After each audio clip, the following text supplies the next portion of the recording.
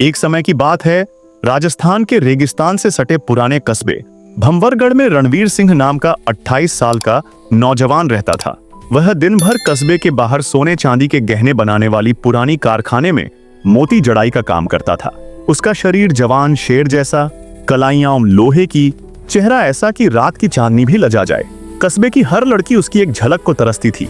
रिश्ते आते थे, पर रणवीर की नजरें हमेशा किसी अनमोल और अनोखी चीज पर टिकी रहती थीं।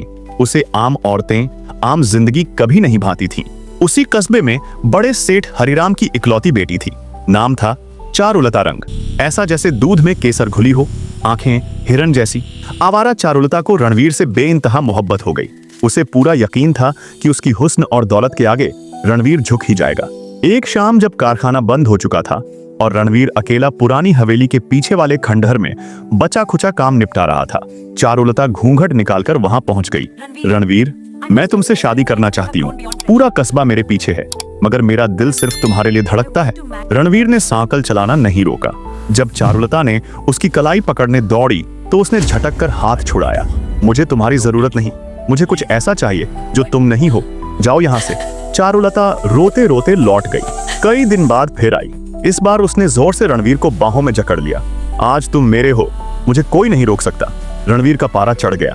उसने ऐसा जोर का धक्का मारा कि चारुलता दूर जा गिरी। बिना पलटे वह अपने औजार उठाकर चला गया। उस अपमान को चारुलता न सह सकी। उसी रात उसने पुरानी हवेली की सबसे ऊंची छत से छलांग लगा दी। मरते वक्त उसके दिल में सिर्फ एक जुनून था, रणवीर को अपना बनाना है। चाहे मरकर भी उसकी आत्मा भटकती रही। अधूरी मोहब्बत ने उसे एक प्रेतनी बना दिया। अब उसके पास थीं काली शक्तियां, सबसे बड़ी थी रूप बदलने की कला। उसने एक ऐसी औरत का रूप लिया जिसे देखकर इंसान भी भूल जाए कि वह इंसान है। नाम रखा माधवी। उम्र दिखती 26 की, काया ऐसी कि आफताब भी डूब जाए। कई महीने गुजर गए। रणवीर फिर पुराने ढर्रे पर था। एक रात वह हवेली के तहखाने में अकेला मोती पिरो रहा था। तभी सन्नाटे में पायल की मधुर आवाज गूंजी, छन छन छन। रणवीर चौंका। इस पुरानी हवेली में जहाँ चूहे भी डरते हैं, पायल उसने वहम समझा। मगर आवाज नजदीक आई। जब उसने सिर उठाया तो सामने से गुजर रही थी माधवी। एक पल को रणवीर का दिल रुक सा गया। उसने आज तक ऐसी हुस्न देखी ही नहीं थी। उसका मजबूत जिस्म मोम हो गया। माधवी ने उसे देखकर हल्की मुस्कान दी और आंखों ही आंखों में बुलाया। रणवीर, जो कल तक सेठ की बेटी को भी नहीं देखता था, आज कठपुतली बना उसके पीछे चल पड़ा। माधवी उसे हवेली के सबसे अंदरूनी अंधेरे तहखाने ले गई, जहाँ सैकड़ों साल से कोई नहीं गया था। तुम कौन? रणवीर की आवाज कांप रही थी। माधवी ने उसके होंठों पर उंगली रख दी। मैं माधवी हूँ, इस दुनिया के शोर से दूर यहाँ रहती हूँ। तुम मेरे साथ रहोगे? रणवीर ने हाँ में सिर हिला दिया। उसे लगा उसकी सारी तलाश पूरी हो गई। वह वहीं रहने लगा। दिन रात का पता नहीं चलता था। दिन भर माधवी की बाहों में खोया रहता। उसे ऐसा सुकून मिल रहा था जिसकी उसने